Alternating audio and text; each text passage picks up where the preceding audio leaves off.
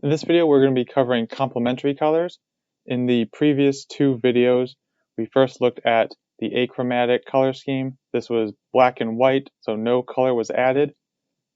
In the next video, we covered monochromatic color scheme, mono meaning one, so we only had one color plus the addition of our drawing pencil to create darker values. Now that we moved into complementary colors, we are no longer going to be using that drawing pencil. We are only going to be using colored pencils. So complementary colors are two opposite colors. In my example, I'm going to be using red and green as my complementary colors. The reason that we are not using our drawing pencil anymore is because when you mix two complementary colors together, you create a neutral gray, which will give those darker values a more natural look. So in our example down below here, these base tones and cast shadows, they are created with a mix of red and green. So the first shape we're going to be looking at is going to be a cylinder. I have here in front of me a real life cylinder. My light source is coming in from this side here. So you can see that we have this bright white stripe right here. This is our highlight. You see moving across our cylinder's surface here, it's slowly moving from this white into our light orange, into that medium orange here, and darker as we go further and further away from our light source. And so it's these areas in here, our base tones, that we're going to be adding in that complement in order to get those darker values. Our light source is once again coming from the left side, meaning that our highlight is going to be in this area right in here. Our midtone will likely be on this portion of our cylinder. The base tone will be in the back.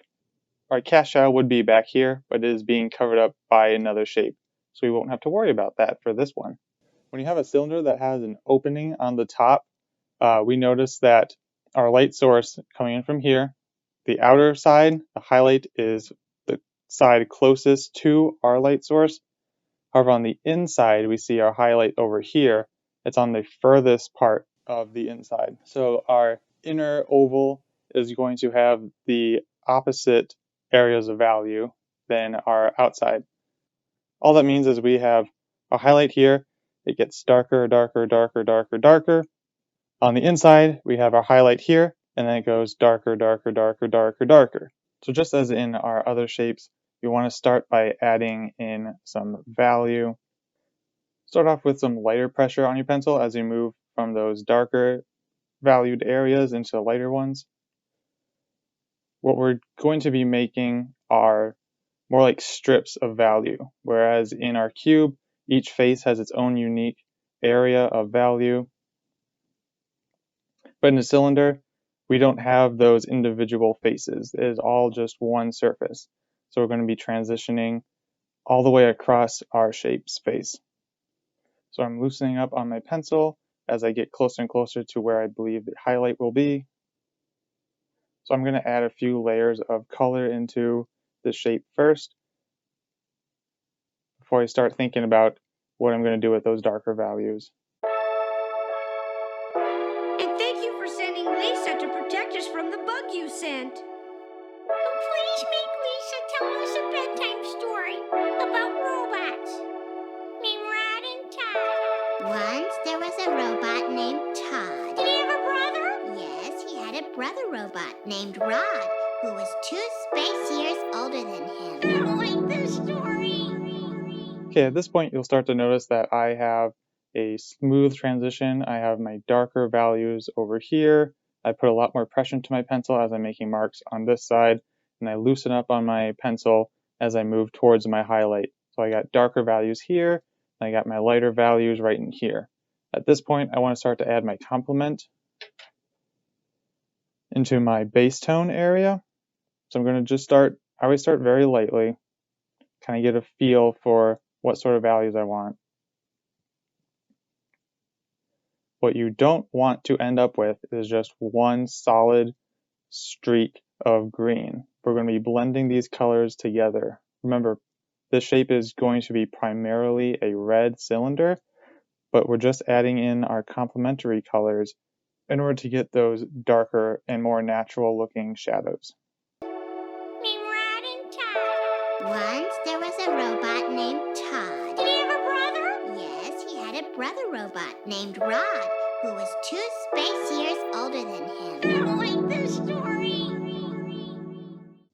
So I've added in some green into my base tone here. I definitely need to add a lot more in order to get it darker. I'm going to go ahead and go over it with some more red. I'm going to apply some more pressure so we can start to see, as I add this red in, how these complements create those darker values and those natural shadows.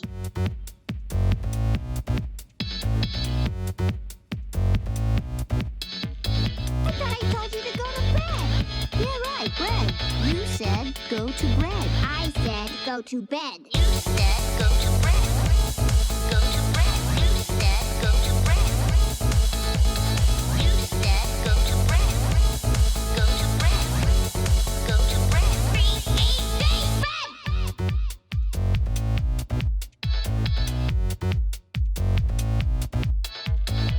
One face at a time. It's much fun that way. One face at a time. One face at a time. It's much fun that way. Oh my God! You walked into the fountain. Get out of the fountain!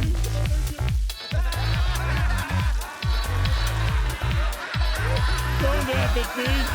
I was once like you. You said go to bread. Go to bread. You said go to bread. 3, 8, bed. You said go to bread. Go to bread. Go to bread. 3, 8, bread. You said go to bread. Go to bread. Go to bread. 3, 8, bed. Alright, so you can see that I've pushed my values to be a lot darker in here by layering up my reds and my greens a whole lot.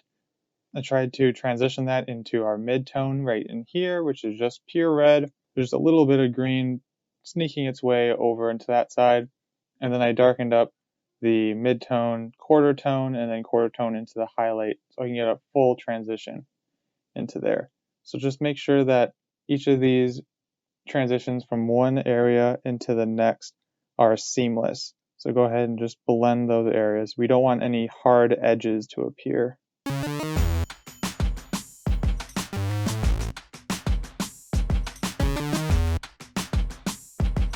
Alright, and like I said, when we go to do the inside of our cylinder, it's going to be just the opposite of what we've done on the outside here.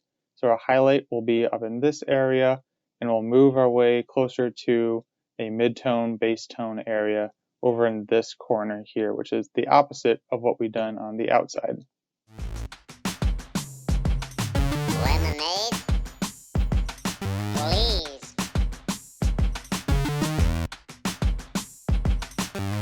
I made it. Okay, so we have our highlight right here, which is opposite the highlight on the outside.